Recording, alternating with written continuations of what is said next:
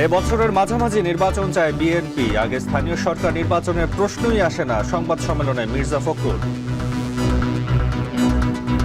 আমরা একটা আপনার ওই ঘোষণার খসড়াপত্র পেয়েছি। বিষয়টা এত বেশি আপনার সংবেদনশীল এবং গুরুত্বপূর্ণ, যেটা ওই একদিনের নোটিশে এটাকে করা সম্ভব না। অরফানেজ মামলায় খালেদা জিয়ার সাজার আপিলের রায় কাল। লন্ডনে হাসপাতালে স্বাস্থ্যের উন্নতি হচ্ছে বিএনপি চেয়ারপারসনের। জুলাই ঘোষণাপত্রের খসড়া রাজনৈতিক দলগুলোর হাতে, চলছে পর্যালোচনা। সরকারকে ছাড় দিতে রাজি নয় বৈষম্য বিরোধীরা। এবং পরিবহন খাতের সাবেক নেতা এনায়েতুল্লাহর বিরুদ্ধে দুদকের অনুসন্ধান শুরু। দিনে ১.৫ কোটি টাকার চাঁদাবাজির অভিযোগ।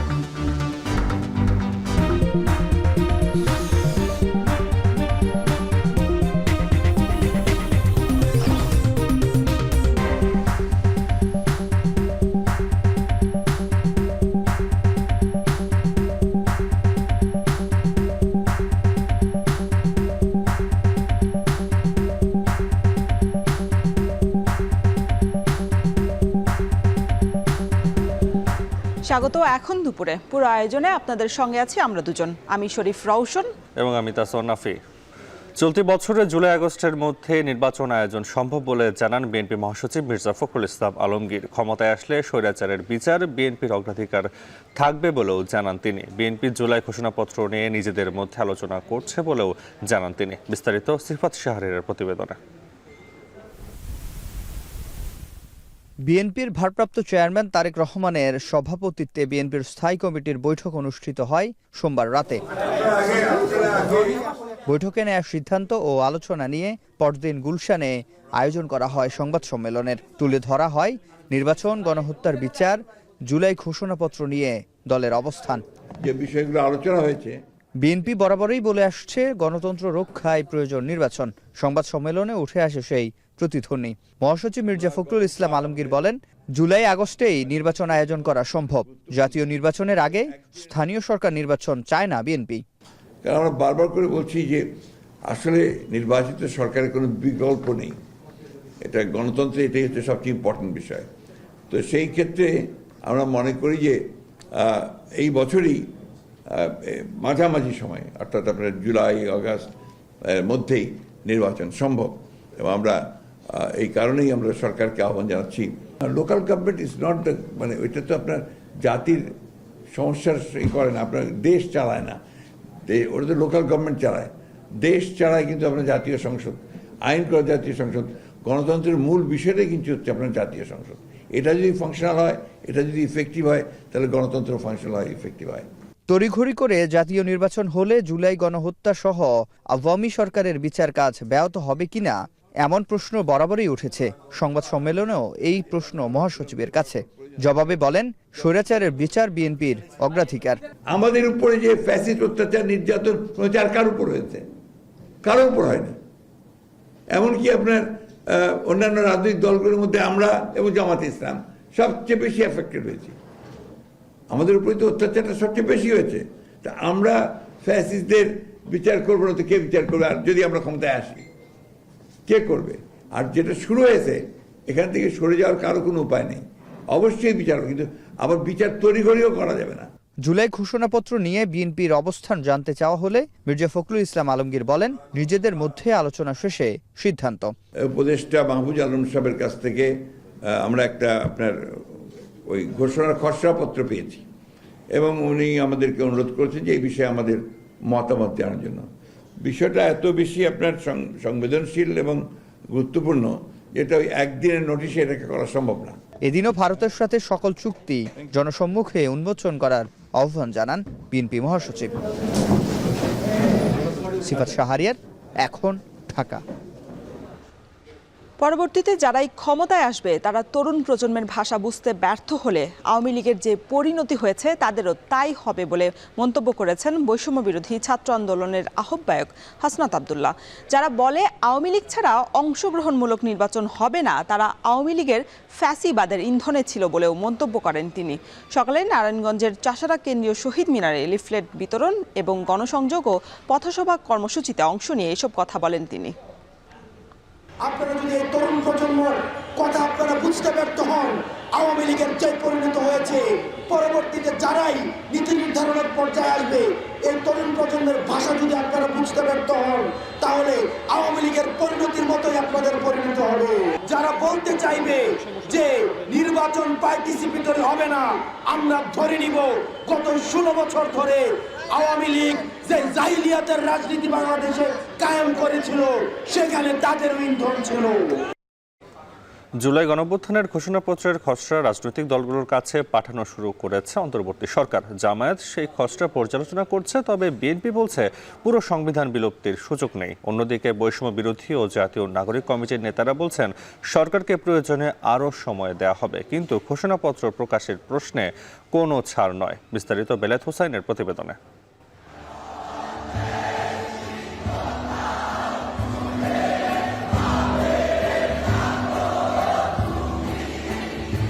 লাল সবুজের মানচিত্র জুড়ে এই যে 56,000 বর্গমাইল, এই জনপদের মানুষ বরাবরই অধিকারের প্রশ্নে জীবন বিলিয়ে দিতে সদা প্রস্তুত, সদা জাগ্রত। কি 52, কি 69, 71 কিংবা 90, কিন্তু তবুও তো আক্ষেপ, এত রক্ত, এত জীবনের বিনিময়ও কেন বাংলাদেশ ঘুরে দাঁড়ালো না আজও? আর তাই তো 24-এ এসেও নতুন এক রাজনৈতিক বন্দোবস্তের দাবিতে রাজপথে বিলীন হলো প্রায় 2,000 মানুষের জীবন। মূলত জুলাই বিপ্লবের ঘোষণাপত্রের মাধ্যমেই সেই বন্দোবস্তের প্রতিচ্ছবি দেখতে চায় ছাত্র জনতা। 15 জানুয়ারির মধ্যে ঘোষণাপত্র প্রকাশে তারা যে আলটিমেটাম দিয়েছে, তার অগ্রগতি কতদূর? সরকারের আশ্বাসে গত 31 ডিসেম্বর ঘোষণাপত্র প্রকাশ থেকে সরে এসেছিল বৈষম্য বিরোধী ছাত্র আন্দোলন ও জাতীয় নাগরিক কমিটি। আলটিমেটাম অনুযায়ী সময় আছে আর মাত্র একদিন। প্রধান উপদেষ্টার প্রেস সচিব জানান, জুলাই বিপ্লবের ঘোষণাপত্র নিয়ে রাজনৈতিক ঐক্যমতে পৌঁছানোর চেষ্টা চালিয়ে যাচ্ছে সরকার।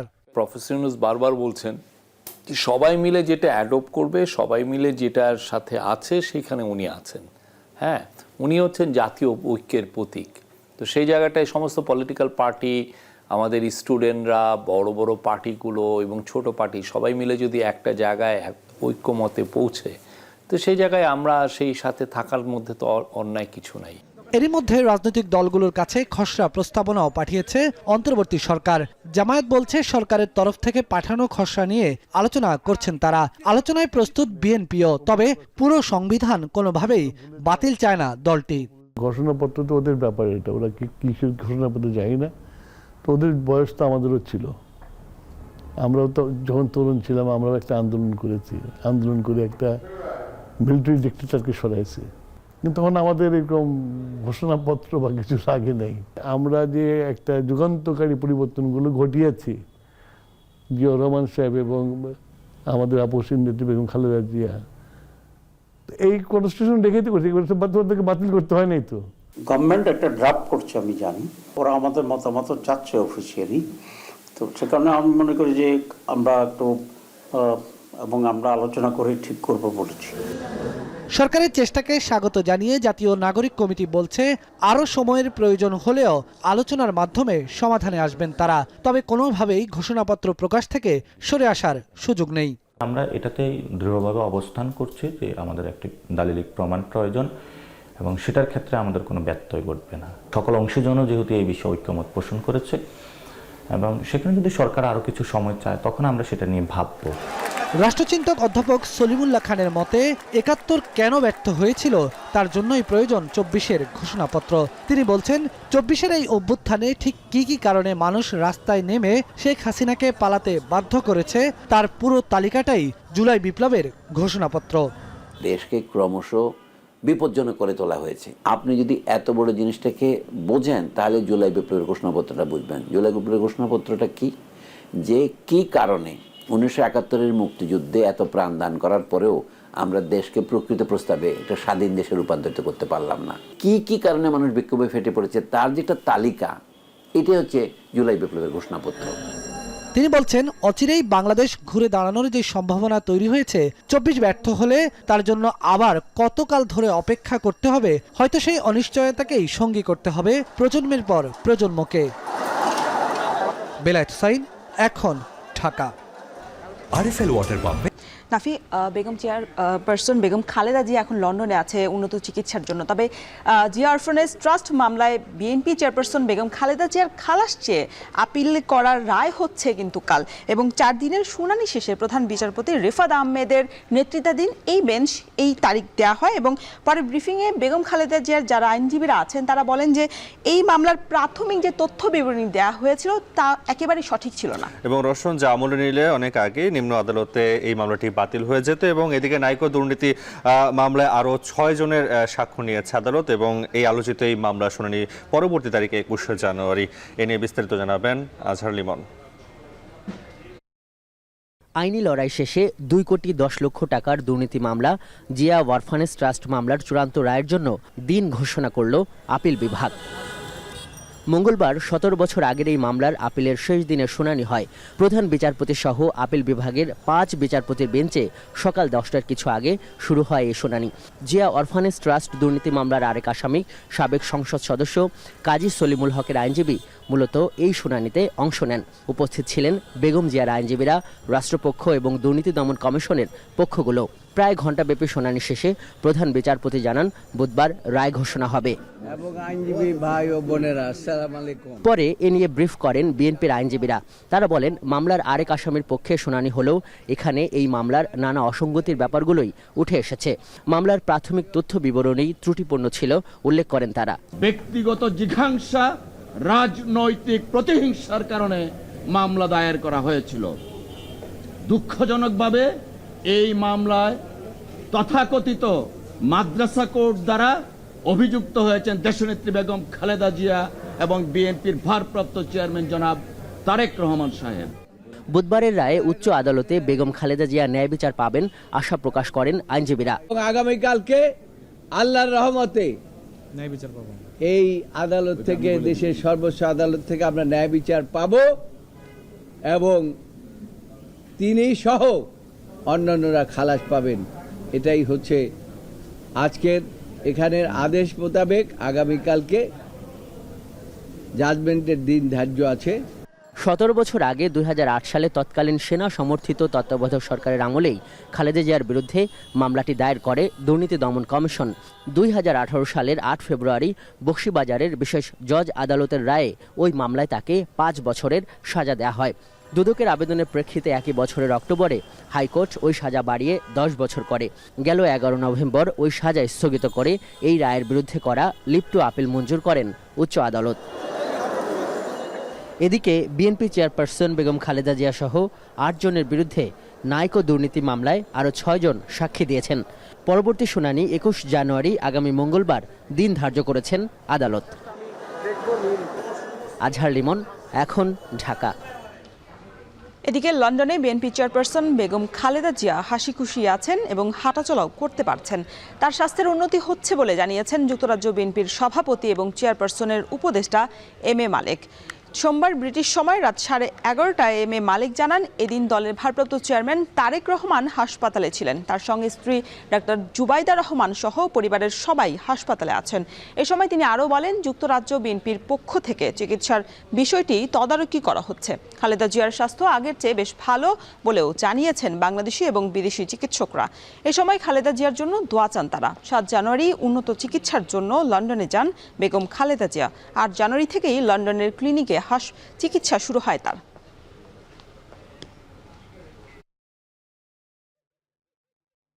মেন্টালি ভেরি স্ট্রং এবং মানে খুব হাসি খুশির মাঝখানে আছেন। ডক্টর জুবাইদা রহমান ছিলেন, তারপরে ওনার নাতনিরা ছিল এবং ককর ওয়াইফও, সবাই মোটামুটি, এবং আমাদের দলের নেতাকর্মীরা, স্পেশালি প্রেসিডেন্ট সেক্রেটারি, আমরা প্রতিনিয়ত আমরা খোঁজ নিচ্ছি, এবং বাংলাদেশি ডাক্তার এবং ব্রিটিশ ডাক্তাররা মিলে তারা আজকে বলছেন যে আরও বেটার সিচুয়েশন হচ্ছে। আপনার মাধ্যমে বাংলাদেশের প্রত্যেকটা মানুষ, সারা বিশ্বের বাংলা ভাষাভাষী মানুষের কাছে বেগম খালেদা জিয়ার জন্য দোয়া কামনা করছি।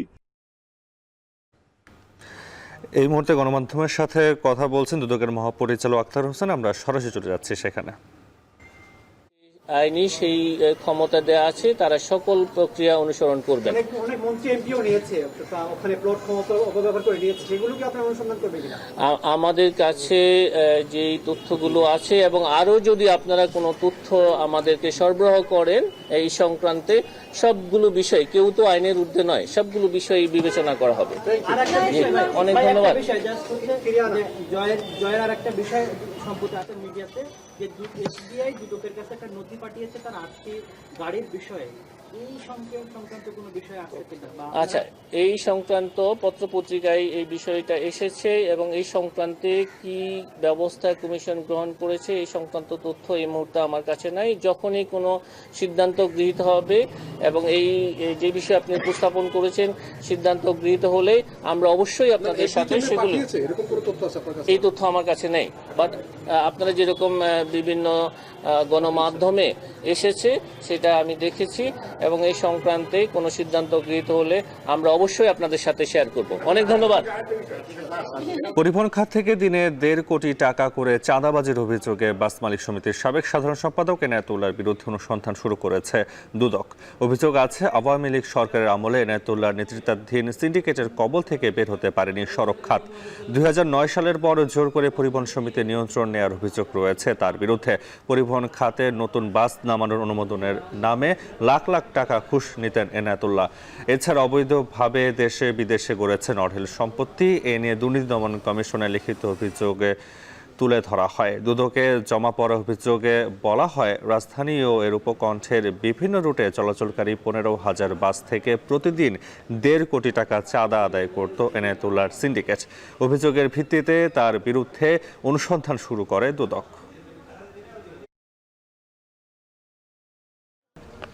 জামিনে মুক্ত হওয়া শীর্ষ সন্ত্রাসীরা নজরদারিতে আছে বলে জানিয়েছেন পুলিশের অতিরিক্ত কমিশনার রেজাল কবির মল্লিক। সকালে সংবাদ সম্মেলনে তিনি জানান, রাজধানীর এলিফ্যান্ট রোডে 2 ব্যবসায়ীর ওপর হামলার ঘটনায় আসামিদের গ্রেফতারের চেষ্টা চলছে।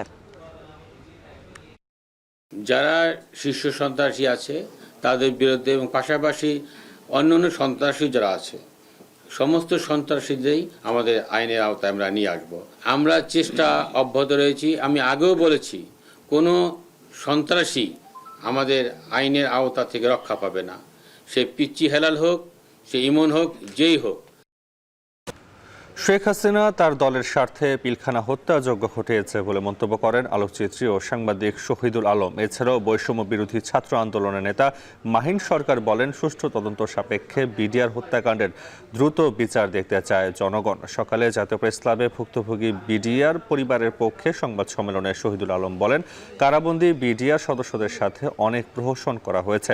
এ সময় প্রহসনমূলক রায় বাতিল করে জেলবন্দি সব বিডিআর সদস্যকে মুক্তিসহ সঠিক তদন্তের মাধ্যমে প্রকৃত খুনিদের শাস্তির দাবি জানানো হয়। সংবাদ সম্মেলনে বক্তারা বলেন, সারা দেশে সাজাপ্রাপ্ত 18,519 জন বিডিআর সদস্যকে চাকরিতে পুনর্বহাল করতে হবে। তদন্ত কমিশনের প্রজ্ঞাপন থেকে ব্যতীত শব্দ ও নম্বর অনুচ্ছেদ প্রত্যাহার সহ ন্যায় বিচার পরিপন্থী কোনো শর্ত তদন্ত কমিশনের প্রজ্ঞাপনে মেনে নেওয়া হবে না। যদি কোনো নিরপরাধ বিডিআর সদস্য যারা এখনো তাদের সাজা ভোগ করে তাদের মেয়াদ শেষ হয়েছে, যারা পূর্বেই খালাস পেয়েছেন কিংবা এখনো বিভিন্ন মেয়াদে সাজাপ্রাপ্ত হয়ে জেলের ভেতরে আছেন এবং একই সাথে যারা ফাঁসির দণ্ডপ্রাপ্ত হয়েছেন, এর মধ্যে পুরো বিচার প্রক্রিয়ায় যদি একজনের সাথেও অন্যায় করা হয়ে থাকে তাহলে আমরা বলতে পারি এই পুরো প্রক্রিয়াটি আসলে প্রশ্নবিদ্ধ। যেই নিপীড়ক সরকারকে আমরা এত কষ্ট করে ঘটিয়েছি, এই নিপীড়ক সরকার কিন্তু তার ব্যক্তি স্বার্থে, তার দলের স্বার্থে এই জিনিসটা ঘটিয়েছেন এবং আমাদের দেশকে ক্ষতি করার উদ্দেশ্যে, পার্শ্ববর্তী দেশকে সুযোগ দেওয়ার কারণে, তার প্রতিদ্বন্দ্বীদের দুর্বল করার জন্য এবং আমাদের বলিষ্ঠ একটা আর্মি এবং বিডিআর রয়েছে তাদেরকে দুর্বল করার পেছনে এই চিন্তাটা ছিল। এইচএমপিভি ঠেকাতে দেশের কয়েকটি স্থলবন্দরে সতর্কতা জারি হয়েছে। এ নিয়ে বিস্তারিত জানাতে বেনাপোল স্থলবন্দর থেকে যুক্ত হচ্ছেন রিপন হোসেন এবং হিলি স্থলবন্দর থেকে যুক্ত হচ্ছেন সোহেল রানা। শুরুতেই যেতে চাই রিপনের কাছে। রিপন, জানাবেন যে বেনাপোল স্থলবন্দরে কি ধরনের সতর্কতা জারি করা হয়েছে আর যাত্রীদের স্বাস্থ্য পরীক্ষার বিষয়টিও জানতে চাই।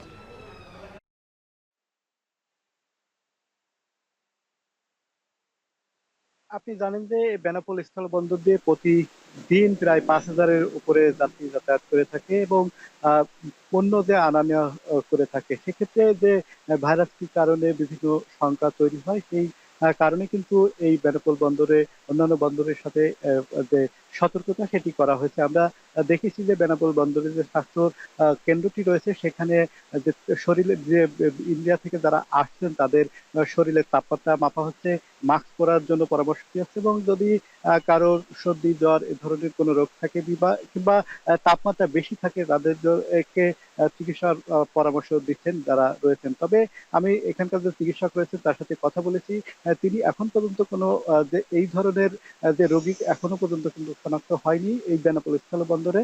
তারা বিভিন্ন পরামর্শ দিচ্ছেন। তারা বলছেন যে যেহেতু সতর্কতা অবলম্বন করার কথা বলছেন, এই বন্দরে এখন পর্যন্ত এই ধরনের কোনো রোগী আসেনি, সে কারণে তারা সতর্কতা করছেন এবং মাস্ক পরার জন্য বলছেন, স্বাস্থ্যবিধি মানার কথা বলছেন। আপনি জানেন যে বেনাপোল বন্দর যে ট্রাক ড্রাইভাররা রয়েছে তারা কিন্তু এসে থাকেন, পাশাপাশি যাত্রী এসে থাকেন, পণ্য আনা নেওয়া হয়ে থাকে। প্রায় প্রতি বছর এক বড় অঙ্কের পণ্য এই বন্দর দিয়ে আসা যাওয়া করে থাকে। সেক্ষেত্রে যারা ট্রাক ড্রাইভার রয়েছে, ব্যবসায়ী রয়েছেন, তারাও বন্দর দিয়ে যাতায়াত করে থাকে। সেক্ষেত্রে তারা এই ধরনের সতর্কতা অবলম্বন করছেন। যদি তারা বলছেন যে তাদের প্রস্তুতি রেখেছেন, যদি এ ধরনের কোনো রোগী পেয়ে থাকেন সেক্ষেত্রে তারা হাসপাতালে ভর্তি কিংবা চিকিৎসকদের পরামর্শ নেওয়ার কথা বলছেন।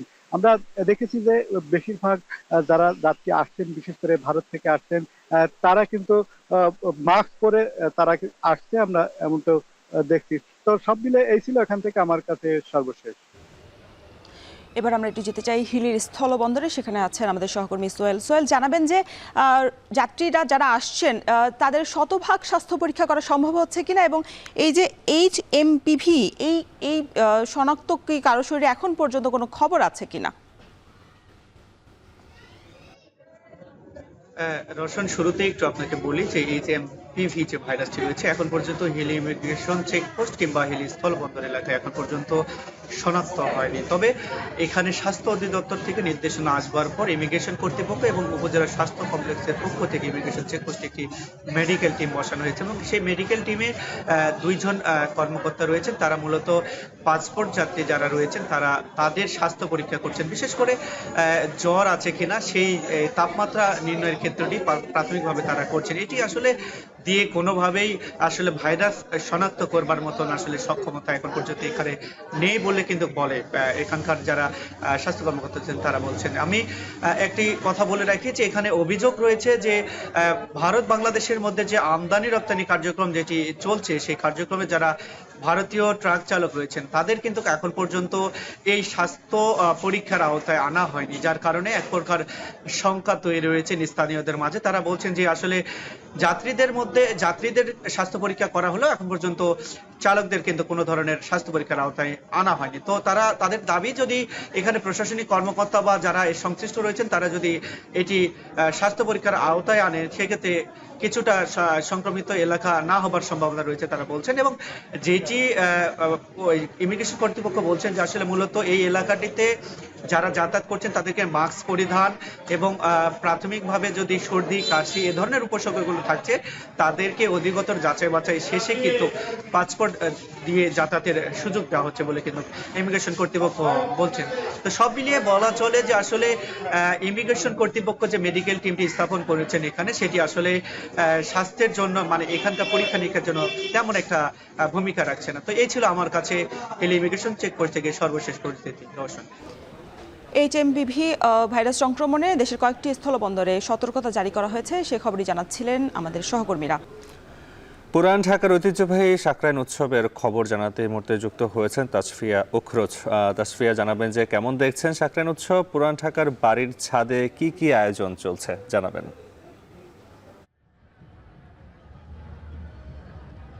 রাফি, আপনি যেমনটি বলছিলেন, পুরান ঢাকার ঐতিহ্যবাহী সাকরাইন উৎসব কিন্তু এখন পুরোপুরি জমে উঠেছে। মূলত বাংলা পৌষ মাসের যে শেষ দিন বা পৌষ সংক্রান্তি উদযাপনের যে বিষয়টি, সেটি কিন্তু আসলে এই এলাকায় সাকরাইন নামে পরিচিত এবং সেটির যে আয়োজন তা কিন্তু এখন আমরা পুরোপুরিভাবে দেখতে পাচ্ছি। আমরা সকালে এসেছি, তখন থেকে আসলে যে সাকরাইনের প্রস্তুতি সেটি নিয়ে আমরা সেই খোঁজ খবর রাখছিলাম এবং আমরা দেখতে পেয়েছি যে ঘুড়ির যে দোকানগুলো রয়েছে সেগুলিতে আসলে ক্রেতারা ভিড় করছেন এবং তারা নানান ডিজাইনের, নানান আকারের ঘুড়ি আসলে কিনছেন এবং এই ঘুড়িগুলো আসলে বিভিন্ন ধরনের ডিজাইন আমরা লক্ষ্য করেছি এবং এই বিভিন্ন ঘুড়িগুলো আসলে বিভিন্ন দামে বিক্রি হচ্ছে এবং দোকানিদের সাথে আমরা কথা বলেছি। দোকানিরা বলছেন যে এই আকার ভেদে ঘুড়িগুলো আসলে 5 থেকে 100-200 টাকা অবধি পর্যন্ত তারা বিক্রি করছেন। তবে এই নিয়ে আসলে ক্রেতাদের মধ্যে কোনো অসন্তোষ আমরা লক্ষ্য করিনি। তারা বলছেন যে তাদের যে ঐতিহ্যবাহী সাকরাইন উৎসব তা তারা আসলে পুরো দমে আসলে পালন করবেন এবং সাকরাইনের প্রস্তুতি নিয়ে যদি বলি, বর্তমানে আসলে প্রস্তুতি শেষ হয়ে গেছে এবং বিকালের থেকে আসলে আনুষ্ঠানিকভাবে যে সাকরাইনের আনুষ্ঠানিকতাগুলো থাকে সেগুলো আসলে শুরু হবে এবং তখন থেকে আসলে আমরা দেখতে পাবো যে আসলে ঘুড়ি উড়ানোর যে কর্মসূচিগুলো রয়েছে সেগুলো আসলে হবে। এছাড়া এই পুরান ঢাকার যে বাসাবাড়ির ছাদগুলো রয়েছে সেগুলো আসলে বর্ণিলভাবে সাজিয়েছেন এখানকার বাসিন্দারা, সেখানে গান বাজনা হচ্ছে এবং ঘুড়ি উড়ানোর যে প্রস্তুতি সেগুলো আমরা দেখতে পেয়েছি।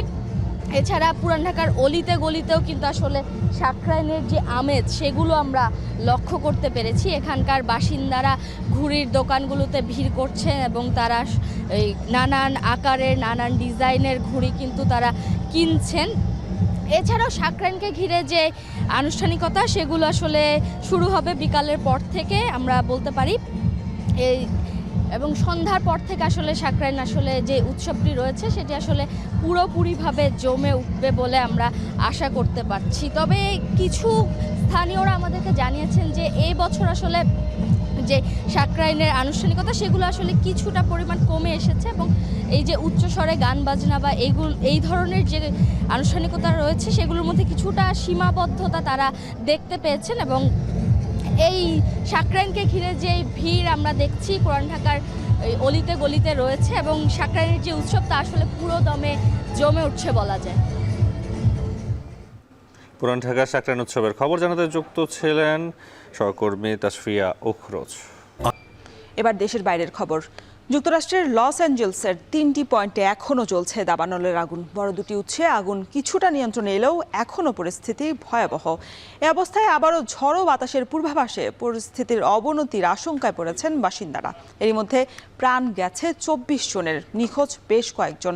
ক্ষয়ক্ষতি কাটিয়ে উঠতে কয়েক হাজার কোটি মার্কিন ডলার খরচ হবে বলে জানিয়েছেন মার্কিন প্রেসিডেন্ট জো বাইডেন। এদিকে লুটপাটের অভিযোগে গ্রেফতার করা হয়েছে আরও 10 জনকে। বিস্তারিত জানাচ্ছেন তানভীর জনি। এক সপ্তাহ ধরে ইতিহাসের নজিরবিহীন দাবানলে জ্বলছে যুক্তরাষ্ট্রের ক্যালিফোর্নিয়ার লস অ্যাঞ্জেলেস শহর। এরই মধ্যে পুড়ে ছাই শহরের 164 বর্গ কিলোমিটারের বেশি অঞ্চল। ধ্বংস হয়ে গেছে 12,000-এর বেশি ঘরবাড়ি ও স্থাপনা। বাস্তুচ্যুত হয়েছেন 1.5 লাখের বেশি বাসিন্দা। দাবানলের সবচেয়ে বড় উৎস প্যালিসেডসে 23,000 একরেরও বেশি অঞ্চল এরই মধ্যে পুড়ে গেছে। দ্বিতীয় বৃহত্তম ইটনে পুড়েছে 14,000 একর অঞ্চল। আগুন নিয়ন্ত্রণে আসছে খুব ধীর গতিতে। লস অ্যাঞ্জেলেসের আগুনের দৃশ্য সিনেমার গল্পকেও হার মানিয়েছে। চোখের সামনে পুড়ে যাচ্ছে তাদের বাড়িঘর। অসহায়ের মতো তাকিয়ে দেখা ছাড়া কিছুই করার ছিল না বাসিন্দাদের। So powerful feelings, happened when the notion of you must leave your place behind. এই যখন অবস্থা তখন চোখ রাঙাচ্ছে সান্তা আনা উপকূলের 80 থেকে 112 কিলোমিটার গতির ঝোড়ো হাওয়া, যা দাবানলের আগুনকে আরও ভয়াবহ পরিস্থিতির দিকে নিয়ে যেতে পারে বলে সতর্ক করেছে মার্কিন আবহাওয়া বিভাগ। বেশ কয়েকটি এলাকায় সন্ধ্যা 6টা থেকে সকাল 6টা পর্যন্ত জারি রয়েছে কারফিউ। এই মুহূর্তে আগুন নেভানোকেই বেশি গুরুত্ব দিচ্ছে স্থানীয় প্রশাসন। এদিকে বাসাবাড়িতে লুটপাটের অভিযোগে নতুন করে আরও 10 জনকে গ্রেপ্তার করেছে স্থানীয় পুলিশ। এদের মধ্যে একজনের বিরুদ্ধে অগ্নিসংযোগের অভিযোগও আনা হয়েছে। ভিডিও ফুটেজ দেখে দোষীদের চিহ্নিত করা হচ্ছে। The promise that we made when we started this, that these criminals would be arrested, they would be prosecuted, and they will be maximally punished is a promise we are keeping. As we announced today, the charges being filed on 10 different individuals. আগুনে ধ্বংস হয়ে যাওয়া loss অ্যাঞ্জেলেসকে আগের অবস্থায় ফিরিয়ে আনতে খরচ হবে কয়েক হাজার কোটি মার্কিন ডলার। এক ব্রিফিংয়ে একথা জানান মার্কিন প্রেসিডেন্ট জো বাইডেন। আগামী 3 মাসের মধ্যে সম্পূর্ণ সরকারি খরচে ধ্বংসাবশেষ অপসারণ সহ যাবতীয় ব্যয় মেটানোর আশ্বাসও দেন তিনি। We're not waiting until those fires are over to start helping the victims. We're getting them help right now, as you all know. People impacted by these fires are going to receive one-time payment of $770, one-time payment, so they can quickly purchase things like water. ধ্বংসাত্মক দাবানলে Hollywood নগরী হিসেবে পরিচিত loss অ্যাঞ্জেলেসের academy অ্যাওয়ার্ডসের মনোনয়ন ঘোষণা দ্বিতীয়বারের মতো স্থগিত করা হয়েছে। মনোনয়ন ঘোষণার পরবর্তী তারিখ পিছিয়ে নির্ধারণ করা হয়েছে 23 জানুয়ারি। এছাড়াও বাতিল করা হয়েছে অস্কারের বার্ষিক ডিনার। আগামী 2 মার্চ এই বছরের একাডেমি অ্যাওয়ার্ডস হওয়ার কথা রয়েছে। তানভীর জানি, এখন বিশ্ব। শেষ করছি এখন দুপুর। তার আগে শিরোনামগুলো আরও একবার। এবছরের মাঝামাঝি নির্বাচন চায় বিএনপি, আগে স্থানীয় সরকার নির্বাচনের প্রশ্নই আসে না, সংবাদ সম্মেলনে মির্জা ফখরুল। আমরা একটা আপনার ওই ঘোষণার খসড়াপত্র পেয়েছি, বিষয়টা এত বেশি আপনার সংবেদনশীল এবং গুরুত্বপূর্ণ, এটা ওই একদিনের নোটিশে এটাকে করা সম্ভব না। অরফানেজ মামলায় খালেদা জিয়ার সাজার আপিলের রায় কাল। লন্ডনে হাসপাতালে স্বাস্থ্যের উন্নতি হচ্ছে বিএনপি চেয়ারপারসনের। জুলাই ঘোষণাপত্রের খসড়া রাজনৈতিক দলগুলোর হাতে, চলছে পর্যালোচনা, সরকারকে ছাড় দিতে রাজি নয় বৈষম্য বিরোধীরা।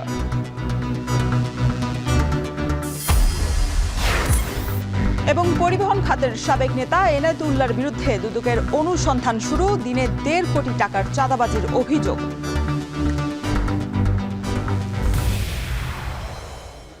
এই ছিল এখন দুপুরের আয়োজনে। এখন টেলিভিশন ওয়েবসাইটে দেখতে ভিজিট করুন www.ekhon.tv।